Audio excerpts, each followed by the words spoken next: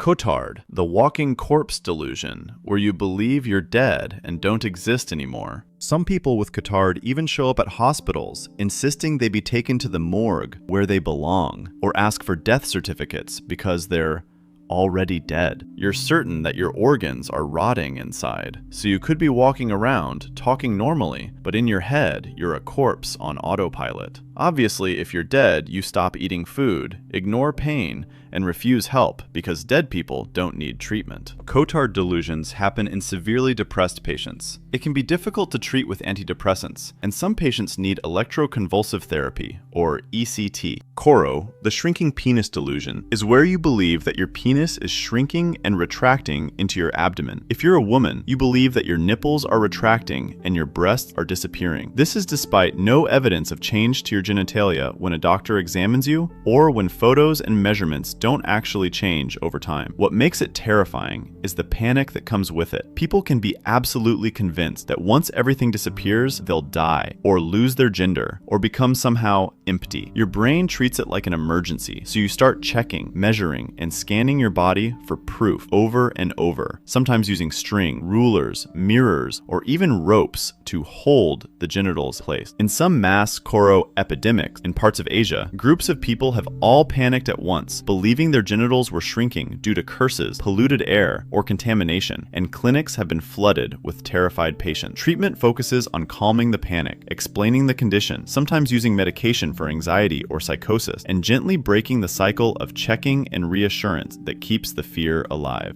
Anton delusions happens in blind people. They believe they can really see and deny being blind, even when they're objectively bumping into everything. They can walk straight into walls, misreach for objects, or describe a scene that doesn't match reality, while still arguing that nothing is wrong and that everyone else is mistaken. They might confabulate, meaning their brain fills in fake visual details, describing colors, shapes, or people that aren't actually there, because the visual part of the brain is damaged, but still trying to keep up the illusion of sight. The reason it can feel convincing is that awareness signals of the blindness are damaged, so there's no internal error message saying something is wrong, and consciousness just assumes everything is normal. It's like your brain would rather confidently make things up than admit, I don't know. There's no magic cure for Anton syndrome, but rehabilitation focuses on teaching safer ways to move around, helping the person accept and work around the blindness, and treating the brain damage or stroke that caused it in the first place. Lycanthropy is when you believe you're turning into an animal. Not as a metaphor, but literally. Its name is associated with a mythical condition of the same name, in which humans are said to physically shapeshift into wolves under the full moon. In clinical cases, people might believe they're becoming a wolf, dog, cat, snake, or even a bird, convinced their teeth, claws, or body shape are changing, even though nothing actually changes on the outside. You start acting animal-like, avoiding people, growling, howling, moving on all fours, or feeling like your body is transforming, even though mirrors say otherwise. There are case reports of people insisting doctors examine their fur or new teeth, sometimes terrified, sometimes weirdly proud of their transformation. This kind of delusion often shows up as part of severe psychosis or mood disorders, and treatment is usually antipsychotic medication plus therapy, aiming to bring the person back from the horror movie logic their brain has slipped into.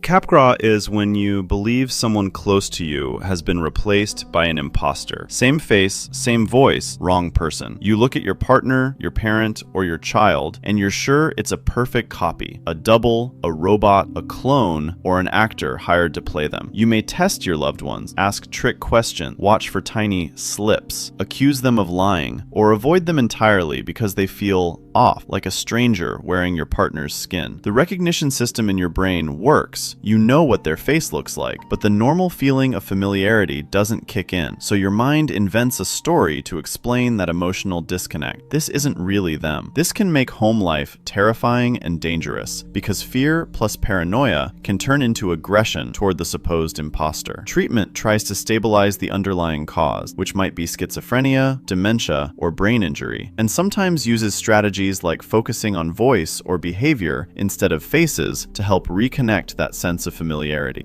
Fregoli is the one where you believe that everyone around you is actually a single person in disguise. The cashier, the neighbor, and a random person on the bus are all, in your mind, the same actor, changing costumes, wigs, and identities to stalk or torment you. A stranger's face in a crowd is suddenly not a stranger. It's the same persecutor, endlessly shape-shifting and following you everywhere. Everyday coincidences, seeing someone with similar hair or clothes, become evidence that this one person is omnipresent and out to get you. It often shows up alongside paranoid delusion, and it can make leaving the house feel like stepping into a horror game where every NPC is secretly the same villain. Treatment usually involves antipsychotic medication and therapy to reduce paranoia and help the person question the everyone is one enemy narrative their brain has glued together. Intermetamorphosis is when you believe people exchange identities with each other. Two people haven't just switched outfit. Your brain says they switched their personalities, souls, and inner selves as well. You insist that your wife became your daughter, and your daughter became your wife, even when nothing actually changed in their appearance, voices, or behavior. You might say that your friend is now inside a stranger's body, or that two coworkers have swapped identities while still looking exactly the same, turning social situations into a confusing identity puzzle only you can see. It's like living in a world where everyone is constantly body swapping except you. This delusion often appears with neurological or psychiatric condition, and treatment again means tackling the root problem, using medication, therapy, and sometimes family education, so loved ones understand that arguing fact doesn't usually snap the delusion. Erotomania is when you believe that someone is secretly in love with you, often someone unavailable, like a celebrity, a boss, or a stranger you barely interacted with. Even if they don't know you exist, your mind builds a whole love story where they're sending signals and are just unable to confess public. Neutral things such as glances, generic social media posts, or random song lyrics get interpreted as secret messages aimed directly at you. An interview becomes a coded love letter. A like on a post becomes proof of devotion. Once your brain chooses the story, it filters everything to match it, deleting anything that doesn't fit and amplifying anything that looks like a hint. And the risk is that it can spiral into obsession and stalking, with the person showing up at workplace, homes, or events because they just know the other person wants to see them. Treatment usually involves antipsychotic or mood-stabilizing medication, boundaries or legal protection for the target if needed, and therapy focused on gently challenging the fantasy and building a real-life social world that doesn't revolve around one imagined romance. Othello syndrome is delusional jealousy, being sure your partner is cheating, even when there's no real evidence. You will start phone checking, interrogations, tracking locations, reading guilt into normal behavior, and treating every delay, every message, every sigh as proof of betrayal. The brain becomes a full-time detective, but the investigation is rigged. Everything points toward infidelity, no matter what the facts say. This can become dangerous, escalating violence, control, and emotional abuse, all justified in the person's mind as defending the relation. Some people with Othello syndrome will demand lie detector tests, surveillance, or confession for affairs that never happen, and no amount of reassurance feels like enough. Treatment typically involves addressing underlying conditions like alcohol misuse, brain disease, or psychosis, and using therapy and medication to cut through the jealousy loop before it destroys relationships or leads to serious harm. Alien hand syndrome is when one of your hands starts moving on its own, like it has a separate controller, and you don't feel fully in charge of it. The hand might grab objects, undo buttons, close doors you're trying to open, or even slap you or pull food away from your mouth. And the weird part is you can be watching it happen in real time, feeling like that hand isn't really mine. People sometimes name the hand or talk about it like a misbehaving roommate, describing it as stubborn, naughty, or possessed. It can feel like sharing your body with a prankster that doesn't care what you actually want to do. This often comes from damage to the parts of the brain that coordinate movement and sense of ownership, such as after surgery, stroke, or injury. There's no simple pill that switches it off, but occupational therapy, learning to keep the hand busy, like holding an object, and treating the underlying brain problem can help reduce the chaos.